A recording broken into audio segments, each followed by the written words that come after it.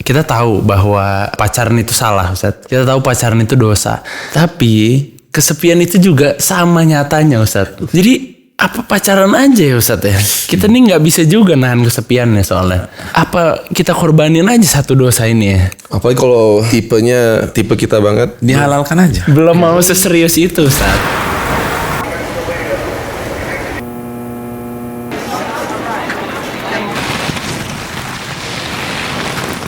Assalamualaikum warahmatullahi wabarakatuh. Waalaikumsalam warahmatullahi wabarakatuh. Welcome to another episode of Unspoken with our beloved teacher Ustadz Muhammad Nuzul Zikri Hafizahullah and brother Kiral.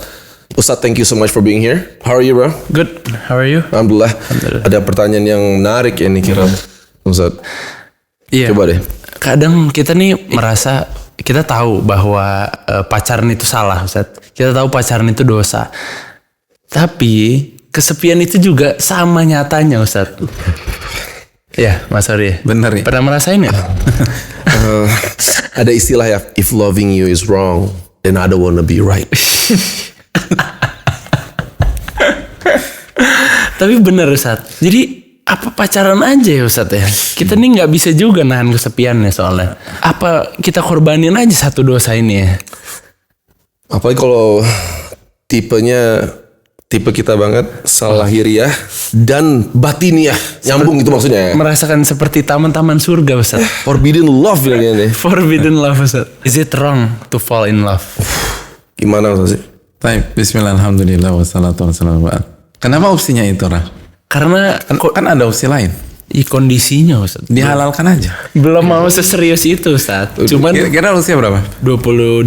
22. Saya nikah 22 tahun. Masya Allah. Aduh, gugur argumen. Udah selesai. Jadi kenapa berpikir udah kita tabrak aja dosa ini? Kenapa nggak buat kesalahan menjadi sesuatu yang halal dan berkah? Masya Allah. Itu opsi yang pertama. Opsi yang kedua, orang merasa nyaman dengan hubungan itu karena apa sih? Karena sebatas dia berstatus punya cewek atau punya cowok, atau karena faktor lain? Faktor lain kayaknya Ustaz ya. Faktor lain dong. Iya. Karena kalau ceweknya posesif, bete juga kan? Bener. Ya kan? Harus kirim share location. Find my location. Terus video call di mana pun. Capek hubungan kayak gitu. Terus marah-marah, lebih galak daripada nyokap kita. itu. Kan toxic hubungan kayak gitu. Toxic. True. Bener kan? Jadi bukan tentang status kita punya cewek atau punya cowok, tapi karena faktor lain. Orang tuh melakukan hal itu karena misalnya apa? Karena menikmati ketika disayang, diperhatikan, ketika ditanya udah makan atau belum. Apalagi ketika dia bilang belum, langsung dikirim. Dikirim, iya bener. Wow. Dikirim makanan tuh sesuatu. Katanya segitu ya. Katanya. Jadi kan karena faktor itu. Kalau memang karena faktor itu, sebenarnya bukan itu solusinya. Bukan itu solusi satu-satunya dan bukan itu solusi terbaiknya. Iya dong. Kita nggak usah bicara yang forbidden lah. Kita bicara yang halal. Ketika cowok mau nikah, lalu di hadapannya ada dua opsi. Yang satu penyayang, dan kalau diangkakan 7,5. Yang satu penyayang juga, kalau diangkakan 9. Yang pertama namanya melati, yang satu namanya mawar. Kira milih yang mana? Mawar melati Ustaz. Mawar melati. Kan kebunku indah Ustaz. Mawar, Ustaz. Mawar dulu lah ya. Kita kan milih mawar kan? Iya, Ustaz. Mawar. Kenapa? Karena lebih penyayang daripada melati. Karena kita berpikir kalau dia lebih penyayang, maka kita akan lebih menikmati sebuah hubungan. Benar. Kalau isunya tadi, kalau isunya loneliness, dan kalau isunya disayang, isunya diperhatikan, kenapa kita nggak bangun basic yang kuat dulu, Ral, gitu loh. Artinya Allah berfirman dalam hadits qudsi, wa ana ma'ahu idza dzakarani, dan aku akan bersama hambaku jika ia mengingat dan berzikir kepadaku. Masya Allah. Otomatis loneliness gugur dong. True. Iya dong. Wa ana ma'ahu idza dzakarani, dan aku bersama hambaku ketika dia mengingat dan berzikir kepadaku. Jadi itu otomatis. Jadi nggak bisa kalau A maka B. Enggak. Ini bukan kausalitas. Kalau gue nggak pacaran maka gue kesepian. Iya. Kalau gue nggak pacaran gue kena loneliness. Enggak. Ini bukan kausalitas. Oke. Gitu loh. Karena kita punya konsep wa ana ma'ahu idza dzakarani, dan aku bersama hambaku ketika dia mengingat dan berzikir padaku. Itu poin pertama. Poin yang kedua, dan kalau seorang hamba mengingat Allah dan berzikir kepada Allah secara utuh, dan mengingat dan berzikir bukan hanya bertasbih dengan lisan, ucap subhanallah, atau bertahmid dengan lisan alhamdulillah, atau bertakbir dengan lisan Allahu Akbar, atau bertahlil dengan lisan la ilaha illallah. Dan itu sebenarnya zikir juga. Tapi nggak hanya itu gitu loh. Bahkan kata para ulama, zikir yang sejati adalah mengingat Allah dengan lisan kita, lalu kita resapi dengan hati kita, lalu kita buktikan dengan anggota badan dan sikap kita dalam keseharian. Dan salah satu pembuktiannya, ketika kita berhadapan dengan sesuatu yang salah, forbidden, yang haram, maka kita ingat sama Allah, lalu kita akan bilang tidak. Gitu. Wow. Itu baru nginget sama Allah. Sebagaimana ada cerita dari para ulama, ada seorang cowok cewek qadarullah ada di sebuah padang pasir. Lalu cowoknya ingin melakukan hal yang tidak tepat lah gitu loh. Dan ketika itu tinggal berdua-dua aja. Lalu ceweknya masih sungkan, masih nggak nyaman gitu. Terus kata ceweknya, aku khawatir ada yang ngelihat kita nih kalau kita kebablasan seperti ini.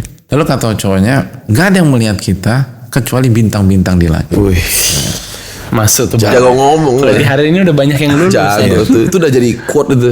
Udah jadi. Lalu apa kata ceweknya? Kalau bintang-bintang bisa melihat kita, bagaimana dengan pencipta bintang-bintang tersebut?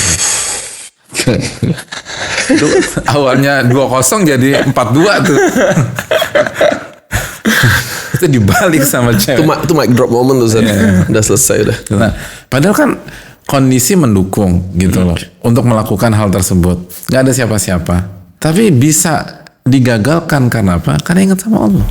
Nah itulah esensi dari ingat sama Allah yang sejati.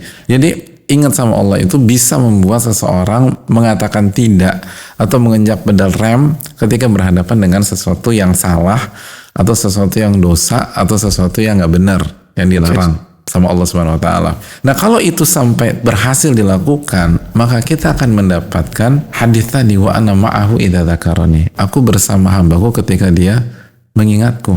Nah, kalau orang udah bersama Allah dengan kebersamaan khusus, maka akan melahirkan rasa nyaman, gitu loh.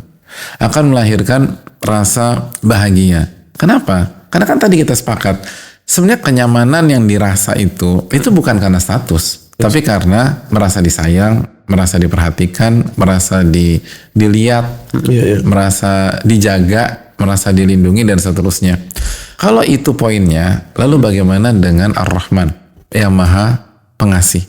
Lalu bagaimana dengan Ar-Rahim yang Maha Penyayang? Allah Subhanahu wa taala. Lalu bagaimana dengan Al-Muhsin yang Maha Baik? Lalu bagaimana dengan Al-Alimul Khabir yang Maha Mengetahui? Jadi ketika kita bersama Allah, itu berarti kita bersama secara khusus dengan yang Maha Sayang, Maha Baik, Maha Pengasih, Al-Wahhab, Maha Memberi, Al-Mannan, Maha Memberi juga, Al-Hakim, Maha Bijak. Gitu. Kita kalau bareng sama sosok yang bijak banget nih, itu kan kita jadi nyaman gitu, dan nggak insecure. Kita dikelilingi sama orang-orang yang sangat bijak. Lalu bagaimana jika yang bersama kita secara khusus adalah yang Maha Bijak? Loneliness itu bukan sebatas punya pasangan atau enggak. Loneliness itu punya kedekatan dengan Allah atau tidak. Jadi nggak ada alasan lagi nih. Udah selesai udah. Bingung mau celahnya apa lagi ya? Bahkan kita tahu bersama banyak sosok yang punya fame bunuh diri karena loneliness. Padahal mereka dikelilingi sama fans mereka. That's nggak kekurangan atensi, kasih sayang, perhatian, dan bukan satu tapi ribuan orang, tapi loneliness. Itu nyata sih. Jadi bukan loneliness yang nyata ya Ustaz ya. Bahkan salah satu masalah ini kan loneliness di tengah keramaian gitu. Jadi seseorang merasa kesepian padahal dia sedang di tengah-tengah crowd, dan crowd itu kenal sama dia, dan bukan hanya kenal, kagum sama dia, senang sama dia, dan mengidolakan dia. Makanya kan ada kasus setelah konser, berarti setelah dielulukan. Setelah dikagumi, setelah namanya disebut-sebut, setelah banyak orang mengatakan we love you, gitu loh. He or she is not lacking of love, not lacking of attention at all. Tapi nyatanya sepi juga gitu ya. The souls mencari itu ya, kayaknya Ral ya, Ustaz ya, mencari. Seharusnya yang benar-benar dia cari cintanya itu dari Makanya hubungan yang haram dan salah itu bukan mendapatkan ketenangan dan menghilangkan loneliness, itu memanjakan hawa nafsu kita, itu masalah. Dan ketika hawa nafsu disupport, disubsidi, hawa nafsu difasilitasi, maka dia akan besar, dia akan besar, dia akan besar. Dia akan semakin kuat dan semakin dominan. Dan begitu hawa nafsu dominan, masalah akan tambah banyak, bukan selesai. Masya Allah. Makanya kita nggak mengatakan orang itu having fun, dia kan having fun. Tapi having funnya in term of hawa nafsu. Setelah itu baru masalah-masalah besar terjadi. Wow. Ustadz, thank you so much for the knowledge and wisdom. Mind blown. Paradigm changing. Insya Allah kita ketemu lagi di episode berikutnya of Unspoken. Wassalamualaikum warahmatullahi wabarakatuh. Waalaikumsalam warahmatullahi wabarakatuh.